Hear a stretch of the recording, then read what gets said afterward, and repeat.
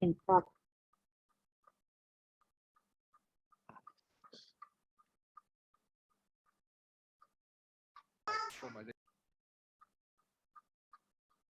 Bueno, estamos regresando. Último bloque. En resumen, como vamos hasta ahora, tomamos las etapas de Piaget solo como mapa y los primeros 2 años marcan, si tomamos desde otras ciencias también, la nutrición que recibimos en la primera etapa de la vida va a marcar el desarrollo del resto de nuestra historia. El estímulo psíquico también. Hay estudios, perdón, hay estudios muy bien fundamentados sobre este aspecto evolutivo aplicado también a la enseñanza o a la transmisión de la fe, y se ha comprobado, podemos decir estadísticamente, que cuanto más positiva y temprana es la comunicación de la fe, tanto más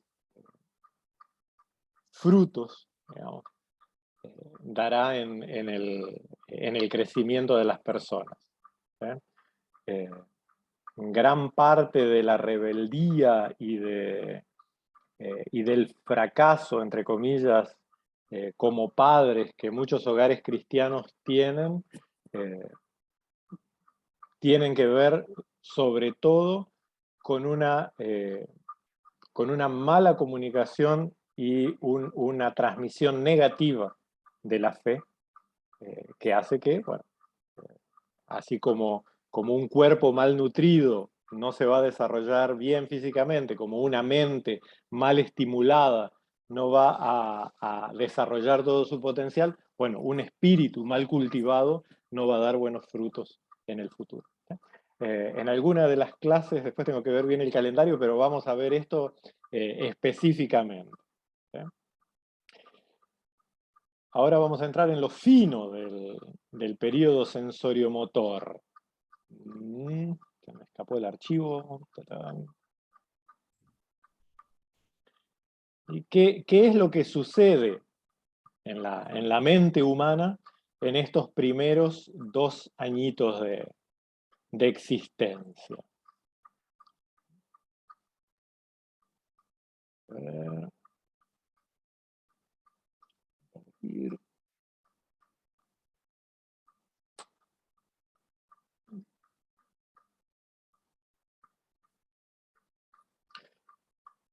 En los primeros 2 años de vida existe inteligencia, y no es una inteligencia potencial. Como ya dijimos en clases anteriores, el modelo de que el niño es un adulto en potencia es fallido y lleva a problemas de entendimiento, porque queremos que los niños sean adultos, lo cual nunca serán. Segundo, lleva a abusos conscientes o inconscientes, porque queremos tratar a los niños como adultos y que respondan como adultos. Y tercero, lleva a problemas o desajustes en lo intelectual también. Tal vez lo que les diga ahora los va a escandalizar, pero cuando yo era ya un joven adulto, mi mamá adoptó a mi hermanito, a Lucas. Y eso fue mediados, ya casi finales de los años 90. Y se había puesto de moda la llamada crianza dialogal, donde si un niño cometía algo peligroso o una mala conducta, lo que había que hacer era sentarlo en un rincón y hablarle, decirle, pensá en lo que hiciste. a un nenito de un año y medio. Y esto les va a escandalizar. Está más que comprobado que para acciones peligrosas, la única disciplina que existe, como les decía en el bloque anterior, en la etapa sensoriomotor, la forma de aprendizaje, digamos, de fijación, es el placer y el dolor.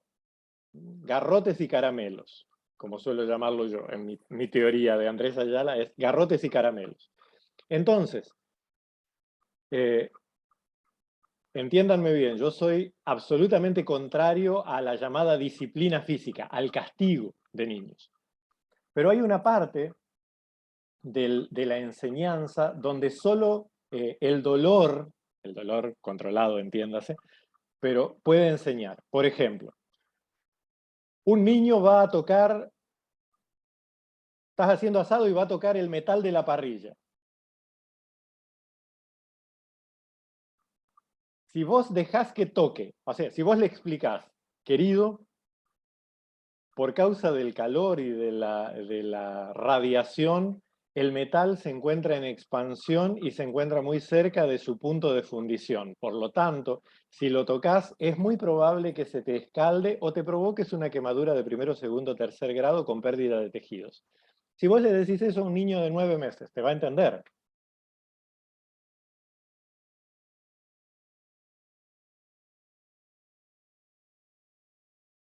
Creo que no. No, Creo que no. Definitivamente. A no ser que sea un superdotado que entienda lenguaje sobre la expansión de calor y la física del fuego. No te va a entender.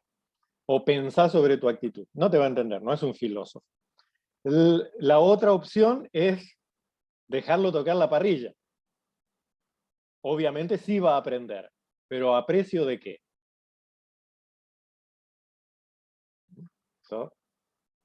de quemarse mal. De quemarse De mal, quemarse. probablemente de llevar una herida para toda la vida. Entonces, en esos casos, o tocar un cable eléctrico, cosas, la mejor forma de indicarle al niño que eso está mal es darle en la mano. Más de uno se escandalizaría, pero ese es el uso de la disciplina física en niños. ¿Por qué? Porque eso crea un estímulo negativo y la relación de que ir hacia lo caliente es algo malo y le va a provocar una consecuencia dolorosa. Y vos conseguiste dos cosas. Primero, no quedar como un tonto queriendo explicarle a un niño la física del fuego, y no quedar como un torturador dejando que un niño se queme con una parrilla caliente o meta los dedos en el enchufe. Gran parte de lo que hoy en día se llama educación con ternura es crueldad con los niños. Es exposición del niño al peligro. Es abandono de menores. Y vuelvo a lo de la familia. Si nosotros tuviéramos vínculos familiares realmente fuertes, nada de eso sucedería y no necesitaríamos hacer campañas en Facebook. Entonces, estas palabras de Piaget, la conducta del niño en esta etapa es esencialmente motora, ¿eh? De movimientos, de tocar, de sensaciones. No hay representación interna de los acontecimientos externos, no hay ideación, no hay. Y no piensa mediante conceptos. Las palabras para los niños menores de 3 años no significan nada. No sé quién de ustedes tiene perro. Y perro Sí, mimado. ¿Alguien tiene? sí, yo tengo 3. Bien mimado, de esos más malcriados que Sí, los niños. comen mejor que yo. ¿Vos les hablás a tus perros? Eh, no, ¡No! Yo no, converso casi con mi no. perrita. Tenemos largas No, no. discusiones sobre filosofía y el futuro Bueno, de la humanidad. generalmente le hablo con señas. Bueno, mejor, más inteligente todavía, un perro que maneja el lenguaje de señas. Sí, sí, sí. Para la mayoría de que nos gustan los perros, gatos y todo, llegamos a pensar de que el perro entiende nuestras palabras. Pero eso no es así. Mi perro no entiende lo que yo le digo. Tu perrito no entiende las señas, o quizás las señas entiende más que las palabras. Lo que hace es identificar el ruido que vos haces con un gesto y un estado de ánimo. Entonces empieza a relacionar y eso es lo que hace que el perro actúe inteligentemente en cuanto a la convivencia. Bueno, en niños menores de 3 años es exactamente lo mismo. No relacionan conceptos. O sea, cuando vos decís silla, el niño no piensa en una estructura teórica de una tabla con un respaldo y 4 patas. No, para él silla es esta silla concreta, la silla. ¿No? Entonces, el querer usar lenguaje abstracto con niños es directamente una tontería, ¿no? Que los adultos tristemente hacemos, porque tampoco podemos dejar de ser quienes somos. ¿No? Pero en la práctica, los niños pequeños solo entienden lo que pueden tocar, meterse en la boca u oler. Y de forma mucho menor, lo que pueden ver, cuanto más pequeños, menos aún, y lo que pueden oír. Porque su cerebro aún no está adaptado, las regiones del cerebro que manejan la vista y el oído todavía no están desarrolladas del todo. Tenemos que recordar que los seres humanos nacemos incompletos. Somos incapaces de sobrevivir siendo bebés. Solo que si pasáramos en el vientre de nuestra madre hasta los 5 años, haya mamá. ¿Sí? Ya son santas madres, imagínate llevarte 5 años en la barrigota. Vamos. Si con 9 meses quedan unas panzas que parecen globo aerostático, imagínate 5 años. Imposible. ¿Ah? Nuestro desarrollo termina fuera del útero, pero un niño pequeño, un bebé, es totalmente incapaz de valerse por sí mismo en cualquier aspecto. Y si nos fijamos bien, varias veces lo he repetido, la mayoría de los mamíferos que nosotros conocemos, me atrevo a decir todos, tienen la misma característica. ¿Sí? Obviamente, los animales se desarrollan aparentemente más rápido, pero el proceso es más o menos el mismo. Cuando nace un gatito, un perrito, un ternerito, un potrillo, son totalmente inválidos. ¿Sí? La mamá necesita cuidarlos un tiempo. Quien ha tenido gatitos, perritos en casa puede verlo. Nacen, no abren los ojos, no pueden mamar por sí mismos, ni siquiera sus necesidades pueden hacer por sí mismos. La mamá tiene que hacerlo con la lengua, ¿no? Porque el bebé no está desarrollado del todo. Entonces ese contacto va estimulando sus músculos, su sensación, su sentido de la distancia, del peligro, la seguridad. Y lo mismo sucede con el ser humano. Solo la cercanía de la mamá y eventualmente del papá crean estos vínculos, esta seguridad. Las palabras no.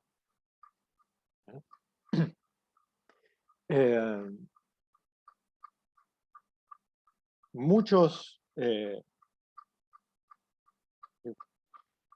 quedan sorprendidos, ya prometo, lo vamos a estudiar un día en profundidad, pero quien tiene hijos pequeños o sobrino o nieto, ¿no? Haga un experimento, un experimento de oración. Y de vuelta los voy a escandalizar con mi comparación con el reino animal, pero ¿ustedes alguna vez amansaron gato? ¿Sí? La mayoría de la gente tienen gatos en casa, o sea, a no ser que no les guste directamente, pero podés tener un gato en casa, pero el gato normalmente se acostumbra al lugar, a la casa, al ambiente. Y si la gente se muda o algo, el gato queda en el lugar porque no se va a otro lugar. Con una sola salvedad. Cuando el gatito es chiquito, lo tomás en tu mano y lo apoyás en tu corazón,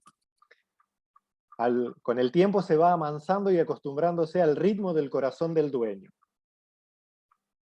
Y ese gato, criado así, lo podés llevar a cualquier lado que se adapta.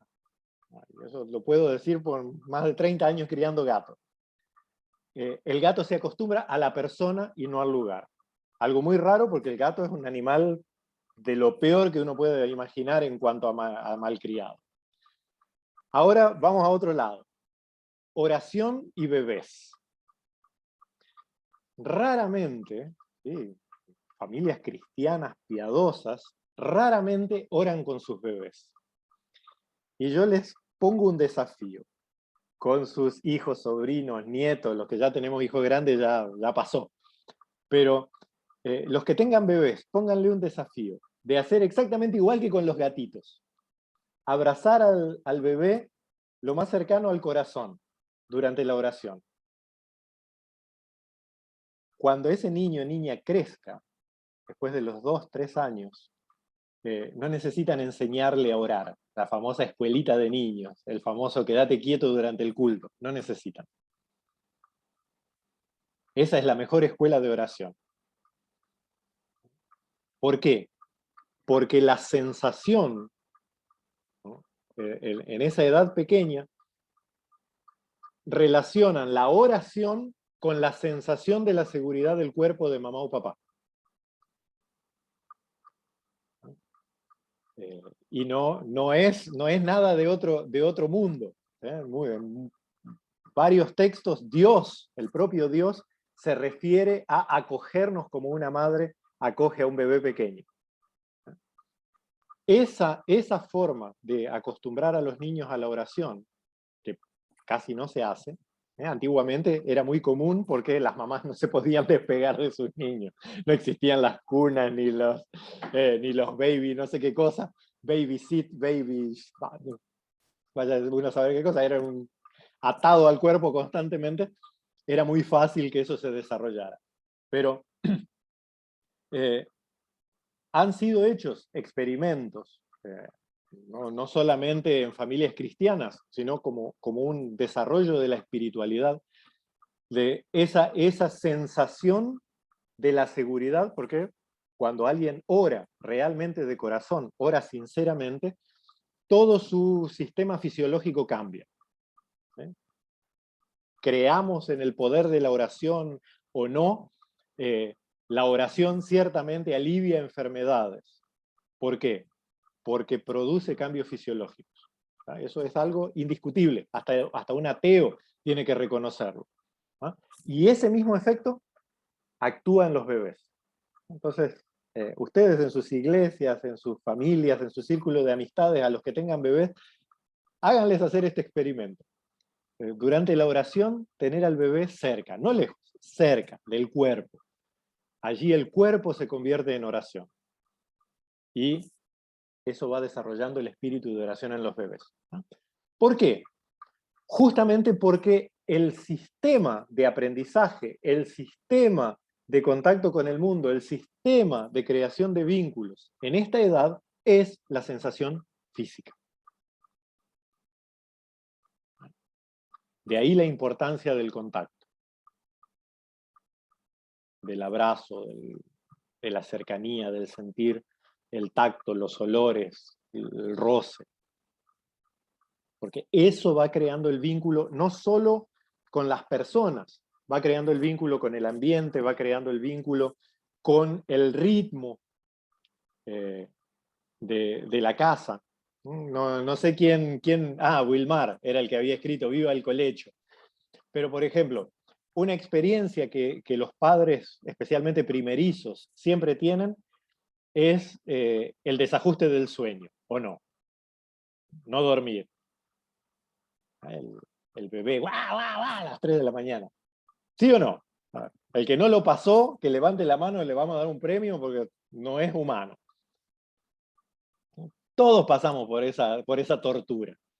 ¿Pero por qué? Primero porque es normal. Los primeros 2, 3 meses es todo ese desajuste. Pero segundo, porque insistimos en crear un horario artificial en los bebés. El bebé debe dormir en su cuna o inclusive en la cama, pero con un horario. Dormí a esta hora, porque yo necesito que duerma. mientras que si estuviera a la cercanía del cuerpo, va tomando el ritmo del cuerpo que le sostiene. ¿Sí? Duerme cuando la mamá duerme, se despierta cuando la mamá se despierta. Y también, o sea, solo los niños de nuestra sociedad occidental son así, insoportables. En las culturas tradicionales eso no sucede, porque llevan el ritmo del cuerpo. Nosotros queremos que todo ande al ritmo de la mente, y en esta edad lo que nosotros llamamos mente no existe. Los conceptos y las ideas abstractas no existen. ¿Qué es lo que sucede en esta edad? Bueno, el desarrollo de los reflejos. Todos los actos de un bebé chiquitito, recién nacido de días, son prácticamente espasmos, no tienen ningún control. Solo se mueve, si es que se mueve. Profe, Diga, César. una pregunta. Claro. Los bebés en estado allí de gestación, antes de nacer, antes de los 9 meses, y se les habla, responden a esos estímulos de la voz. Sí. Sí. Y porque sí, porque en algunos casos, ¿verdad? Los profesionales recomiendan, ¿verdad? Que se le hable a las criaturas estando allí Sí, en el todavía, útero. ¿verdad? Uh-huh. En la panza, ¿verdad? Justamente. Ahora mi pregunta, ¿le afecta positivamente, ¿verdad? Cuando se le habla de una manera amorosa? Mi pregunta es si de repente puede llegar a responder, ¿verdad? A los estímulos negativos también Sí, negativamente. claro. Volvemos. El ser humano, cuando nace incompleto. No incompleto porque nos falta algo, sino porque nos falta desarrollar. No podemos hacer todo nuestro desarrollo dentro del útero. Esto, sensorio-motor, el sistema nervioso del feto, está completamente desarrollado a los 14 días. El sistema nervioso central ya está completo, claro, se sigue desarrollando, creciendo, porque si no, no iba a quedar el tamaño de una uña. Obvio que no va a quedar así. Pero su función está completa a los 14 días de formación dentro del útero.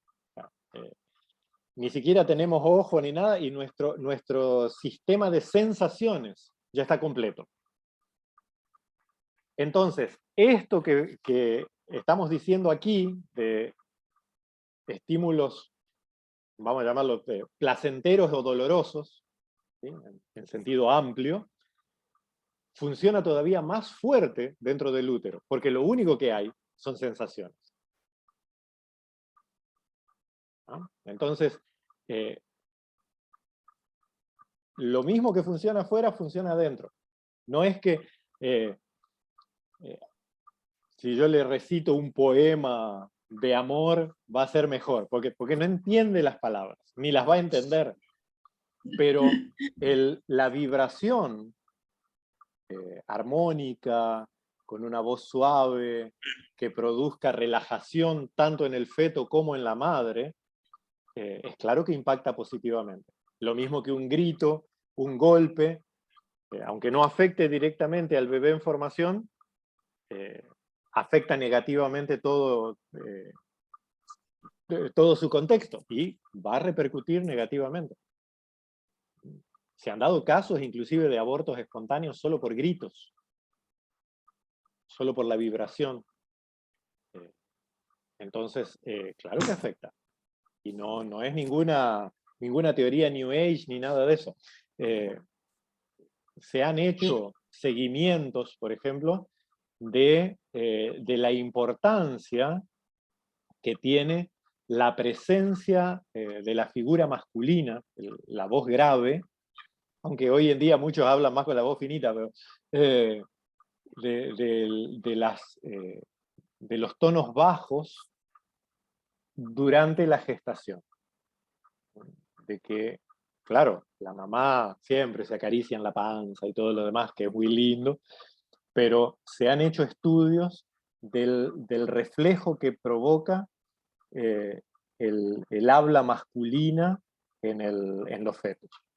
Es increíble cómo cambia el ritmo cardíaco, los impulsos eléctricos del sistema nervioso. Es fantástico. O sea, solo me puedo recordar el Salmo 139, ¿no?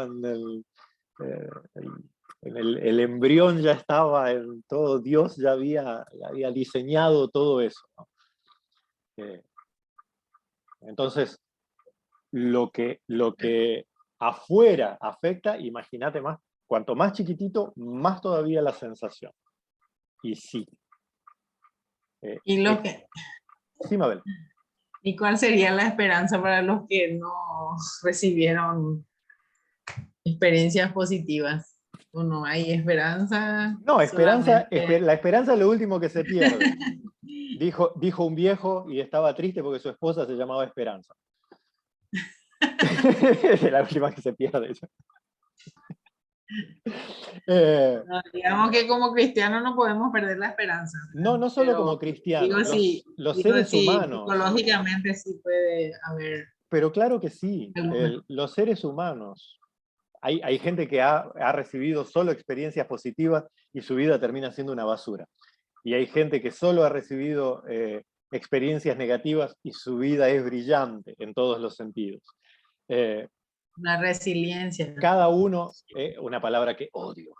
Oh. ¿Por qué, profe? Resiliencia es la palabra que inventó el mercado para que te sigas levantando aunque te hayan aplastado. Levantate, vos podés. Y te siguen aplastando y aplastando y aplastando. Laburá hasta que ya tu corazón no aguante más. Seguí adelante aunque ya no tengas energía. Es uno de los venenos más grandes de nuestra cultura. Pero bien tomada, sí.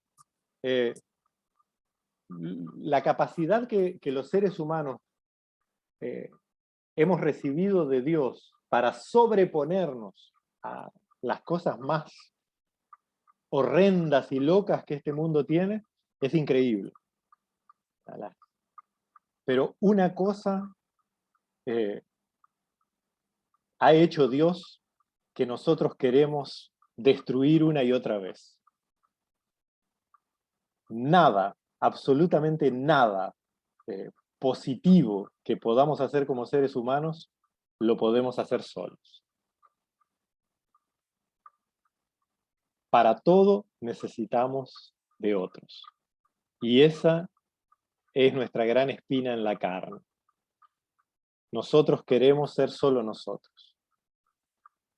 Sin nadie alrededor, sin Dios, sin mundo. La fuerza de la realidad nos lleva a aceptar esto que siendo bebés no podemos negar. Pero lo cierto es que toda nuestra historia somos bebés. Siempre vamos a necesitar a otros. Y esa capacidad de sobreponerse, esa capacidad de rehacerse, esa capacidad de reaprender y reinventar la vida, solo es posible con el mayor tesoro que Dios nos dio, que es la comunidad. Primero la familia, pero también los que nos rodean.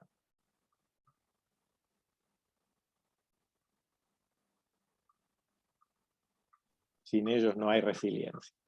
Sí, César. Generalmente la gente dice que las personas que no recibieron, ¿verdad? Esos serían estímulos, ¿verdad?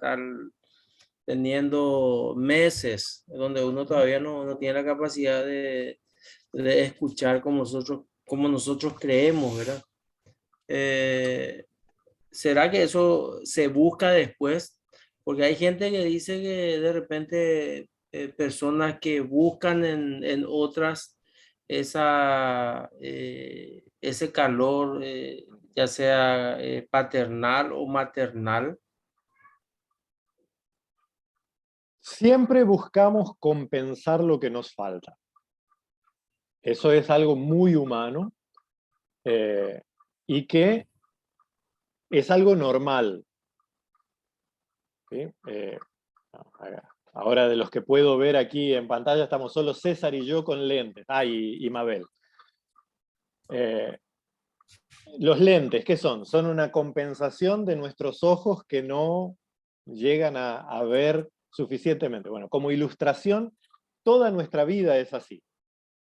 Para poder, no sé, viajar grandes distancias, compensamos teniendo auto.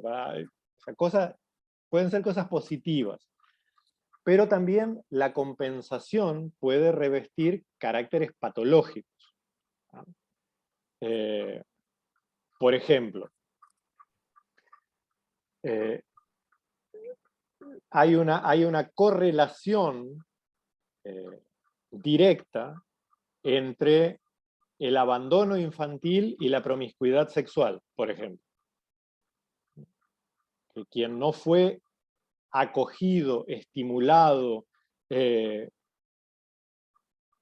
entiéndase bien, erotizado de niño, de recibir el amor y los estímulos propios de la edad, los va a compensar de adulto con conductas promiscuas.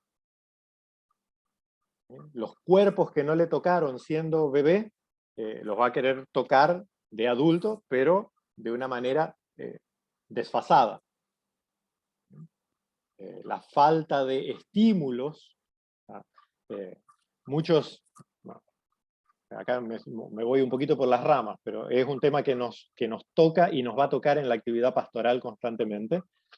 Por ejemplo, dependencia de sustancias, sean drogas, sea alcohol, remedio, lo que sea. La tendencia normal nuestra es moralizar. Es un vicioso, pero no le buscamos la raíz. Quien usa drogas, alcohol o cualquier otra cosa que saca de la realidad, o estar todo el día en la internet, cualquier conducta viciosa, lo que busca son experiencias. Sensaciones nuevas sensaciones. Y es en esta etapa donde vos estimulás o desestimulás la búsqueda de nuevas experiencias. Si un bebé en los primeros 24 meses recibe el suficiente estímulo sensorial y motriz como para que viva todas las experiencias de su cuerpo, no lo va a buscar en ningún tipo de sustancia extraña. Por vía de regla. Excepciones hay siempre. Los seres humanos somos un misterio insondable. Solo Dios puede conocernos como somos realmente. Pero por vía de regla, la búsqueda de experimentar con drogas u otras sustancias adictivas tiene que ver con la búsqueda de sensaciones. Y el estímulo de sensaciones sano se da en esta etapa. Profe, Adelante, Luis. ¿y cómo se da en el caso de las adicciones? Porque, bueno, primero se da la búsqueda de la experiencia. Uh-huh. Quizá tuvo, como bien mencionaste, en su niñez, careció de afectos o busca experimentar a través de las drogas. Uh-huh. Pero luego viene la etapa de la adicción y el chico dice, bueno, yo quiero salir de esto. Pero ¿por qué no puede, profe? Mira, acá voy a tirar un mito por la ventana y que me perdonen los que trabajan en comunidades terapéuticas, pero todo lo que dicen es mentira. ¿Por qué? También se han hecho estudios conductuales exhaustivos y de aparentes sustancias indejables, si se me permite la palabra. La persona que realmente quiere dejarlas las deja automáticamente. El que dice, ay, no puedo, bla, bla, entra en una segunda adicción que es la codependencia personal. el juego de víctima y salvador. Mediante ese juego se hace adicto a la persona que le atiende. La persona que le atiende toma una postura mesiánica. Estás acá y yo te puedo liberar de las drogas. Y el drogado la toma con, bueno, no tuviste poder suficiente y es por eso que yo no logro salir. Y ahí además de la adicción a la sustancia, se vuelve una relación adictiva, ¿no? Pero lo cierto es que, aunque las sustancias químicas, cualquier sustancia química, inclusive la comida, produce tolerancia y el cuerpo reacciona a eso, también es cierto que nosotros somos capaces del ayuno radical. Y así como podemos dejar de comer y beber, también somos capaces de dejar inmediatamente cualquier sustancia química. Eso no significa que sea fácil, pero somos perfectamente capaces. Y se ha hecho 1 y 1000 veces con personas que de verdad quieran. Entonces, esas relaciones viciosas, esos vínculos patológicos, se forman a partir de esas codependencias personales. Y nuestra cultura de considerar a todo el mundo víctima de algo, da espacio, lugar y justificación para que esto sea así.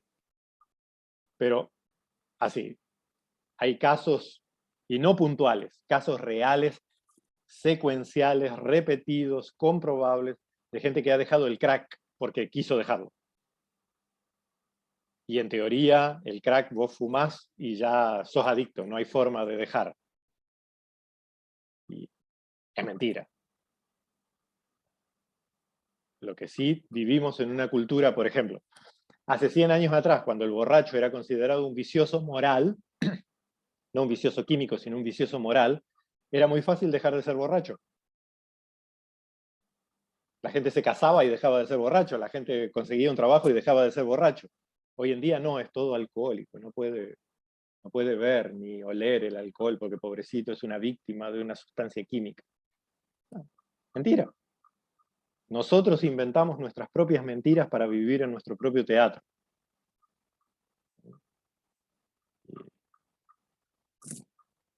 Es fácil decirlo acá en clase. Sé que vivimos en un contexto y por eso tenemos que saber mediar, pero en el trabajo ministerial, sea pastoral u otros ministerios, vamos a tener que lidiar con esto constantemente. Y ponernos en el papel de acariciadores de cabeza y justificadores de tonterías, quizás nos llene de miembros de la congregación, pero eso más vale perderlo que encontrarlo. Es más mejor no tener a nadie. Sí. ¿Y cómo se puede lidiar con estas relaciones adictivas o codependencias? Eso es peor puede... que la dependencia química. Porque con la dependencia química, o cualquier otro tipo de adicción, vos lidias con el adicto y su adicción. En cambio, las codependencias, vos lidias con 2, 3, 5 personas, a veces los nexos son interminables, pero que todas necesitan de todas para justificar su existencia. Entonces, ahí sí es difícil. Los vínculos viciosos son muy difíciles de tratar, porque... Profe, imagínate quitarle el papel al Mesías. Sí. Adelante. Luis está hablando de algo muy importante y también tenemos prioridades también en la iglesia. Claro. Hay diferentes tipos de personas que se acercan con suficiente falta de estímulo, Uh-huh. O esa necesidad de experiencia, ¿verdad? La iglesia está repleta de ella. Y como carente de eso, esas personas que sufren de eso sin darse cuenta, ¿cómo se puede lidiar en cierta manera, para no decir sacrificar, ¿verdad? Porque esos estímulos ya no los recibieron